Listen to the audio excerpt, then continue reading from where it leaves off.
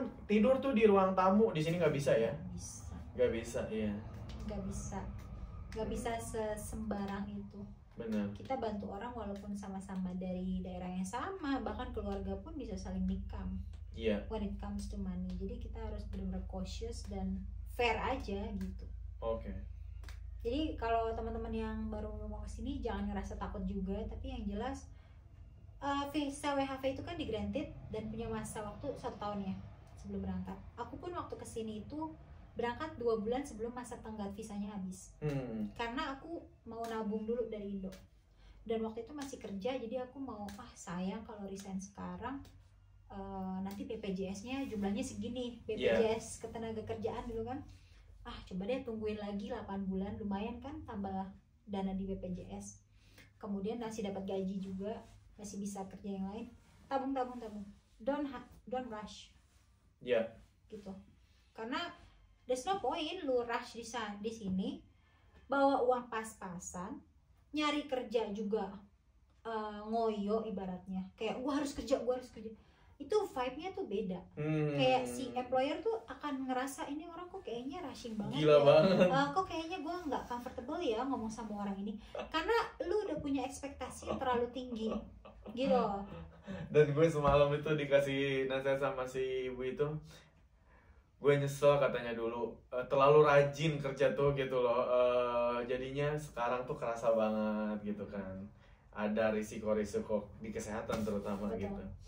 Padahal kalau dulu nyadar santai aja gitu, nggak usah rush, it will be fine katanya gitu. Betul. Itu ada di mirror di mindset itu di salah satu kamar. The person who responsible for its safety is the person in the mirror, which is ourselves. Yeah. Orang yang bertanggung jawab atas keselamatan dirinya adalah orang yang lagi ngaca di kaca ini. I see. So it's you that taking responsibility of your own welfare. Yeah. Jadi lu nggak bisa challenge orang, misalnya ya, you chop your finger at the workplace. Iya. Yeah. Karena apa? Misal lu nggak fokus, lu nggak pakai safety gloves, ya kan, cut gloves. Lu sambil ngobrol. Benar. Kan kita yang salah. Emang orang kalau di budaya kita bilang lah musibah, nggak bisa gitu. Musibah itu bisa dibilang musibah memang salah satu ketidakberuntungan, tapi ada akibatnya. Iya. Dan di mining itu kita diajarin resiko, hazard, and control. Iya. Resiko dan bagaimana cara mengkontrolnya. Benar. Dalam setiap melakukan pekerjaan kita udah dikasih tahu kalau misalnya lu potong buah, resikonya adalah knife, ya kan, sharp object, knife. Terus tangan lu bisa aja pegel karena buah misal semangka kan berat ya, motong kan repetitive movement, gitu bisa gitu kan. Dan itu annoying banget, kita harus nulis di safety check gitu kan. 3 checks. Iya, 3 check gitu apa ya kegiatannya, risikonya. Aduh, annoying. Ya, itu annoying buat kita. Sehari 3 kali. Betul, itu annoying buat kita. Tapi sebenarnya in your subconscious, it remind you all the time kalau gua harus be mindful lagi ngerjain task ini. Gue harus tahu task ini tuh resikonya ini. Gue jangan sampai injury nih ngerjain ini. Gila. Itu tuh sebenarnya training your mind loh. Kayak mikir gila, idealis itu memang mahal ya. Betul. Karena untuk begini membuat sistem yang kayak gini, ya ampun. Kenapa sih nggak dibikin simple aja gitu? Tapi ini udah idealis terbaik banget gitu. Ya kalau mau dibikin simple ya jatuhnya seperti negara kita. Iya. Semua aturan di bypass. Ya termasuk mindsetku sendiri kan belum sampai ke habit tersebut gitu, masih belum menerima itu gitu. Betul. Itu sebenarnya diaplikasikan ke kehidupan sekarang di rumah ya. Contoh nih misal gue mau berkebun di rumah kan ada garden gitu, kayak nanam veggie gitu-gitu. Udah tahu kalau nanam veggie mau berkebun itu pasti panas. Satu. Jadi sebenarnya harus pakai sunblock dulu, ya kan. Kedua, harusnya pakai glove karena tangan gue tuh sensitif dan gampang kayak lecet-lecet gitu. Tapi berhubung misalnya rushing karena ya udahlah cuman mau nyiram-nyiram doang mau ini, namanya sambil kerja kan mau yaudah deh sekalian gantiin pot deh gitu kan, terusan. Begitu selesai muka kering, langsung pada kayak retak-retak gitu. Iya. Kemudian tangan langsung kok uncomfortable ya, kayak kering banget, kayak ada yang kena baret duri atau apa gitu. Itu udah salah satu bentuk resiko yang jatuhnya jadi hazard buat diri kita sendiri. Padahal kalau kita mindful, ngeplan, makanya aku selalu bilang sama suami aku, mau kemana? Plan. Karena emang plan itu penting banget ya. Karena dengan plan itu kita tahu, misal kita mau beresin rumah, sebelum gua ngepel, gua harus nyuci piring dulu, habis nyuci piring ngelap meja supaya kalau gua nyapu itu meja udah bersih atasnya, jadi crumbs yang dari meja itu nggak jatuh ke lantai. Barulah gue nyapu, gue vakum, ya nggak sih? Itu kalau kita ngeplan. Tapi kadang kan kita tuh random, nggak dibiasain untuk hidup secara terstruktur. Malah kadang nyampe jam 2 jam 3 kayak nggak ngapa-ngapain, rencananya udah banyak sebelumnya. Nah itu. Nah karena kita udah biasa hidup kerja di Vivo, kita udah terpetakan. Bagaimana bekerja yang seefisien mungkin dan itu efektif jatuhnya. Betul. Kita hemat waktu, hemat energi. Betul. Dan tepat sasaran. Betul. Dan safety. Betul. Kalau ini udah jam 2 ya, jam 3 ya nggak jadi ya udahlah tidur lagi. Nah itu nggak ngapa-ngapain, nggak ada goals. Betul. Nggak ada produktivitas. Betul. Wow, itu interesting ya. Setiap hari makin belajar kayak gitu. Are you excited to have baby? Yeah, very excited. Do you think your baby dapat bakal knowledge atau pengalaman yang luar biasa? Yang jelas dia dapat privilege sih. Bisa lahir di Australia, it's a privilege. Ibunya dari negara berkembang, dia lahir dari negara maju, itu dia privilege. Tapi kadang yang perantau-perantau itu melahirkan generasi-generasi yang lebih cerdas loh daripada penduduk aslinya. Semoga ya. Berdasarkan research. Semoga jadi Perdana Menteri Australia. Amin. Anak gue dulu. Membuat perubahan. Saya itu salah satu. Membuat perubahan. Atau masuk ke DPR-nya, DPR MPR-nya. Bisa membuat perubahan untuk bangsa ini. Yeah. Seperti itu, untuk mungkin bisa menjadi perubahan bahwa Islam akan lebih di-acknowledge. Seperti itu. Akan ada hari raya Idul Fitri atau Idul Adha mungkin ya. Seperti itu. Tapi yang jelas anak ini atau anak Kang Ujung juga mendapat privilege. Benar. Karena lahir di Australia, banyak sekali benefitnya. Tentu saja ya, pendidikan, kesehatan. Di kita perkembangan kita kayaknya dari bayi udah nutrisinya bagus. Betul. Kita juga menjalani hidup kayak moodnya bagus gitu. Work life balance. Kita juga selalu kayak ada belajar nggak rutin untuk nyari duit, besok makan apa, nggak terlilit hutang. Iya, gitu. betul. Itu benar banget sih. Itu kayak freedom. Kalau di Indonesia baru gajian seminggu udah habis. Kalau di sini udah udah gajian lagi gitu loh. Beda ya. Kalau di Indonesia kapan gajian? Ya Allah, baru juga gajian. Kalau di sini lah udah gajian lagi gitu. Saking duitnya masih ada dan maksudnya nggak langsung dihabisin gitu.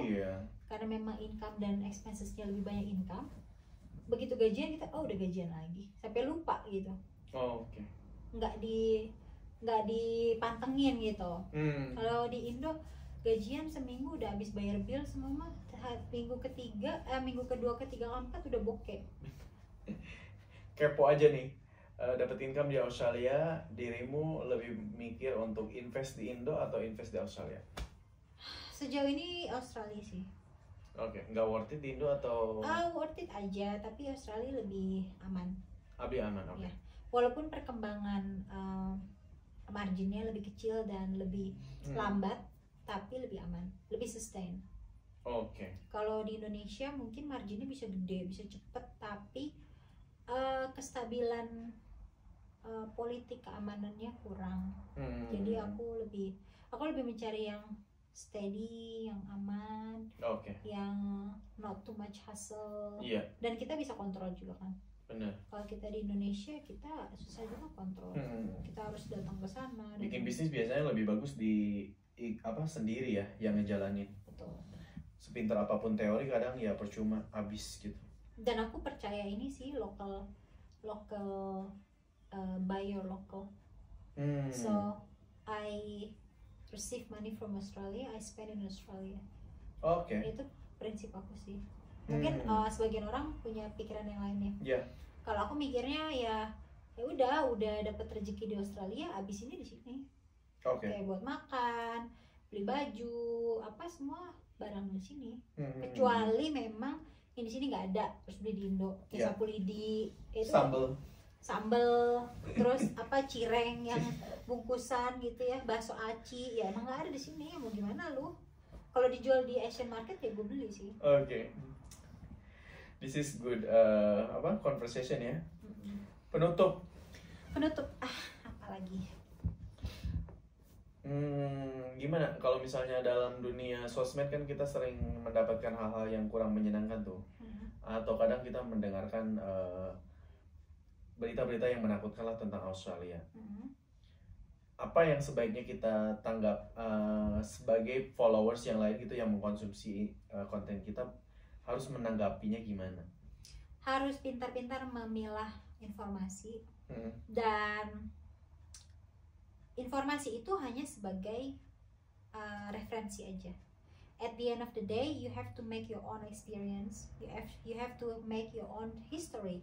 Jadi gak ada jaminan kalaupun kesini berhasil? Gak ada jaminan, it's tergantung mereka. Oke. Ya kalau mereka sampai sini maunya cuma leha-leha, kerja 40 jam seminggu udah ngeluh capek, nggak ada semangat hidup, gitu kan, maunya hidup enak, tapi nggak mau kerja keras, ya mimpi. Oke. Hanya akan berujung pulang ke Indonesia, gitu kan. Dan terlalu banyak sibuk ngurusin orang lain, gosip, drama, you won't make it. Yeah. Because you don't have enough time. Yeah. To do that. Aku ada. Dan ketika orang drama sama kita nggak ada waktu untuk mikirin itu karena kita sibuk kerja. Betul. Jadi aku ada salah satu pengalaman. Aku nggak perlu sebut orangnya, tapi menurut observasi aku seperti ini. Orang sudah lama di Australia, tapi bahasa Inggrisnya masih kurang bagus. Ih, gue banget, Kak. Kenapa? Karena you don't invest enough time to upskill your English. Iya. Contoh, waktu free kalau lagi konten gua, Kak. Ngapain? Konten. Pakai bahasa apa? Indo. Nah, itu. Ngobrol sama bini Indo. Dan nonton pakai nonton apa? Nonton Inggris masih. Inggris. Podcast Inggris. Podcast Inggris. Terus kalau nge-scroll sosmed yang dilihat konten Indo apa? Indo. Itu. Nah, jadi ada temen aku yang di sini sudah hampir 5 tahun lebih. Ketika kita harus di tempat kerja dan berkomunikasi dengan bahasa Inggris, aku sempat kritik, aku bilang, bahasa Inggris lu kenapa begini? Lu ngapain aja kalau lagi break? Nonton Korea? Ya, aku bilang, itulah bedanya. Kenapa bahasa Inggris lu begitu? Because you invest your time to watch Korean movie who has nothing to do with Australian culture, nothing. Dan dia mau dapetin suami orang Australia. Gimana kalau yang lu tonton tuh film Korea? Nggak ada, kurang bisa match gitu loh. Oke. Jadi kalau kamu udah pikirannya mau stay di Australia, mau settle down di Australia, punya pasangan orang Australia, ya pelajarin culture-nya di sini, tempat-tempat hangout-nya yang di sini, bergaulnya sama orang sini, gitu kan, dating orang sini, at least usahalah. Alright, wah seru banget nih, udah di penghujung. Thank you banget, Kak. Sama-sama. Oke, pokoknya kita minta maaf lah ya kalau misalnya ada kata-kata yang kurang berkenan atau ngerasa sok banget sih gitu. Sok banget tahu gitu. Iya, sok tahu banget. Udah berapa tahun sih lo di Australia? Gue udah 20 tahun, gue udah 30 tahun nih. Ya itu tergantung orangnya sih. Kita kan nggak bisa kontrol respon orangnya. Kita hanya bisa kontrol diri kita sendiri. Yang respon di luar mau mereka gimana, kalau aku sih nggak pernah baca, nggak pernah ngeliat, dan masa bodoh. Oke. Gitu. Fokus on your own ya. Ya, fokus on.